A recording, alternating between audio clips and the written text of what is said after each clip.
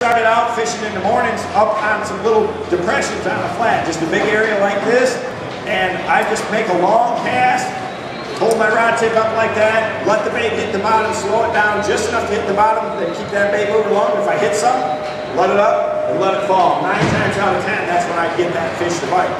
When I would get a bite there, you know, it wasn't like they'd go wham and just knock your arm off. It was just real subtle, you know, they just kind of suck it in. That water is only 40 degrees, you know, right in that 40-degree range. But the fish are still feeding.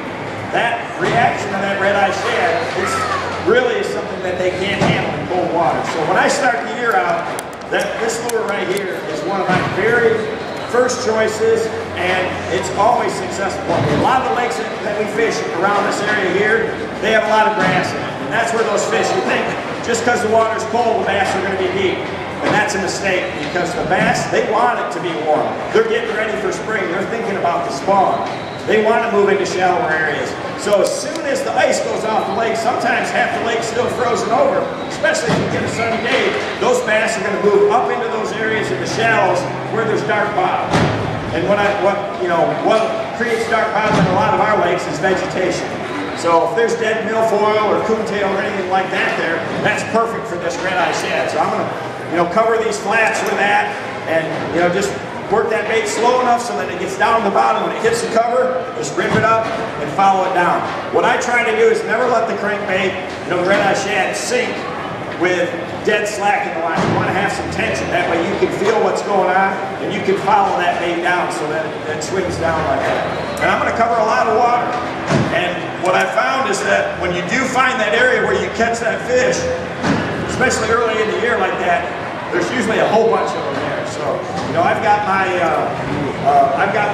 Humminbird sighting machine combo with GPS and all that. So as soon as I catch a fish, I like to mark the coordinate on my sonar and drop a waypoint, so I know exactly where I'm at. A lot of times I'm out on a big flat. A lot of our lakes up here, there's not a lot of depth changes or structural changes that's noticeable until you get out there and look. So always looking for something irregular out the bottom. When you get a bite in an area, you really want to work it over real hard. I like to use fluorocarbon line for all my crankbait fishing. So I've got my reel here, and I've got it loaded with fluorocarbon line. What I usually do is I'll have a couple of different outfits set up like this, and I'll put different sizes of line on it. So both of these got my own Quantum Signature KVD Tour reel on them. It has a 5:3-to-1 gear ratio. What I really like about that is the gear ratio gives me a lot of power.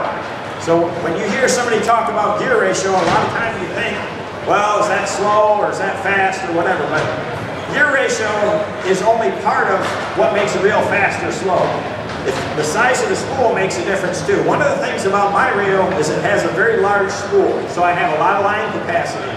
So if I put 17 or 20 pound test line on there, I can still make a really long cast, and it doesn't affect my gear ratio or my inches per turn as I'm cranking the bait back in. So what I like about this setup right here is I'm going to put one rod with probably 12-pound fluorocarbon and one rod with 17. And the heavier line is going to make that bait not run as deep. The bigger diameter line is not going to make that lure run as deep, especially if I'm fishing in a situation where I have a lot of grass. That heavier line has less stretch, and it's easier for me to keep that bait, those hooks clear. So if I got a 17-pound line on my reel, and I reel it down and I get the bait caught in the grass, I'm just going to pop the rod really hard and snap it free and clear that bait out of there. That heavier line helps me do that. When you match it with a reel like this that has a large spool, it gives me a lot of power without giving up that speed during my retrieve. For instance, this reel right here brings in 24 inches of line per turn of the handle, which is about the same as a lot of manufacturers' 6:2-to-1 gear ratio reel because they have smaller spools.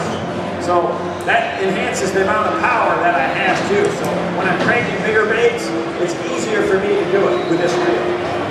So it really works out real well. So I'm going to use the rod, reel, and line to match the conditions that I've got out there. If I'm fishing where I want the bait to go deeper, I'm going to pick up the rod with the 12-pound test line.